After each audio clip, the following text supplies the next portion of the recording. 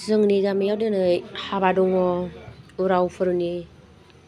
नायदो नै मा मा नेम दङ बिसिना गोबां नेमफोर दङ। आथिं सुनानैसो हाबा सिङाव हाबनो हायोनो गेटआव।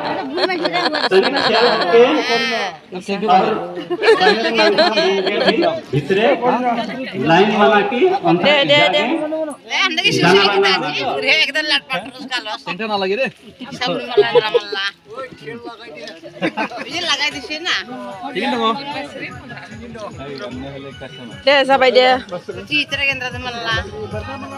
आं सुजालेहाय लिमोनजोबो नै फैसा होनांगौ नै।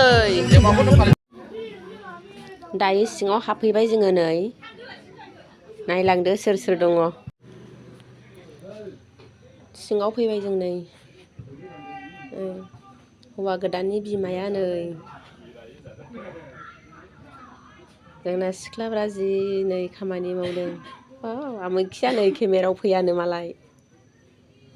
दे दे दे मावदो दे सिख्लाफोर दे साहाफ्रा लुना हो। मोनफ्रोमबो आइटेमखौहाय जोंनि बे हटेल सिङाव लाबोनानै दोनफैनाय बायदि।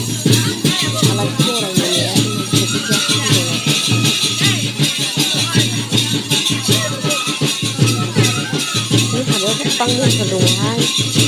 आथिं सुनानै हाजोफ्राव सुनांगौ ओमफ्रायसो हाबा सिङाव हाबनो हायो आरो। बिसोरो गासिबो हिनजाव लागो नाजावबाय हिनजाव गोदान लागोखौ नै जि सुन्दुरि हिनजाव गोदाना मोजांखा हिनजाव गोदाना। हिनजाव लागो फैबायनो बिसोरखौबो आथिं सुगोन आरो गावसिनि नेम बायदि आथिं सुबाय।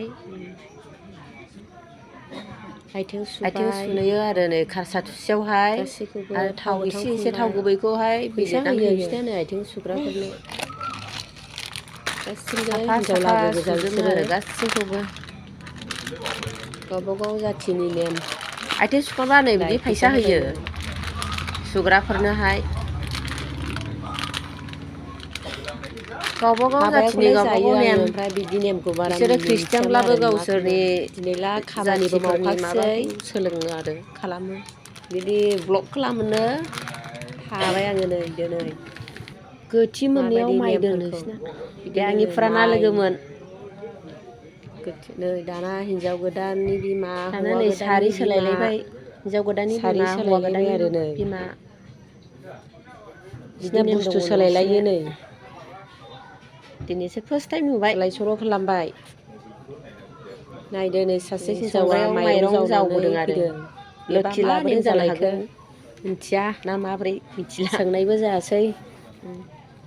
बिनि सायाव दोनबाय आरो जानो हागौ नै बे संग्राय सायाव दोनबाय आरो नै गोदान गोबां नेम थायो गावबा गाव जाथि गावसिनि ड्रेस। जोंना बर'नि नेम रावना उराव बिदि ख्रिस्टियान हाबा आरो उरावलाबो ख्रिस्टियान बिदिनो गावबा गाव नेमजों हाबाफोरखौ खुङो आरो।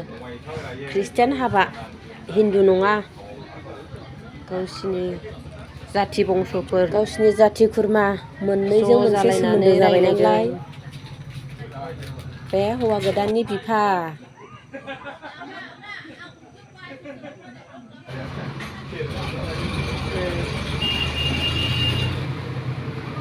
थेंक इउ लोगोफोर नायनायनि थाखाय। थेंक इउ लोगोफोर नेक्स्ट ब्लगाव लोगो मोनगोन। आं दिनै ससे जोंनि उरावफोरनि हाबानि होबाय। नेक्स्ट ब्लगाव लोगो मोनफिनगोन बाय।